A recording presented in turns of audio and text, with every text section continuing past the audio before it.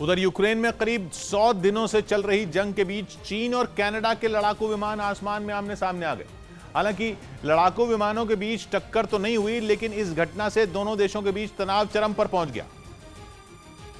और यह घटना तब हुई जब कनाडा के विमान उत्तर कोरिया के खिलाफ लगाए गए प्रतिबंधों की निगरानी के लिए संयुक्त राष्ट्र की तरफ से एशिया प्रशांत इलाके में गश्त कर रहे थे। तभी चीन के कई लड़ाकू विमान अचानक उनके सामने आ गए। ग्लोबल न्यूज की एक रिपोर्ट में इस बात का दावा किया गया कि चीन के फाइटर जेट कनाडा के लड़ाकू विमानों के इतने करीब पहुंच गए थे कि उनके पायलट एक दूसरे को आसानी से देख सकते थे। इस घटना के बाद कनाडा की सरकार ने चीन की इस हरकत पर कड़ी आपत्ति दर्ज कराई। उनका यह भी दावा है कि पिछले साल दिसंबर से ही चीनी विमान इसी तरह की हरकत करते आ रहे हैं। असल में इस घटना के पीछे की कहानी कुछ और ही है। करीब 3 साल पहले कनाडा ने चीन की एक बड़ी मोबाइल कंपनी के अधिकारी को धोखाधड़ी के आरोप में हिरासत में ले लिया था। इसके जवाब में चीन ने भी कनाडा के 2 कारोबारियों को पकड़ लिया था और इसी बात से दोनों देशों के बीच तनाव बढ़ गया।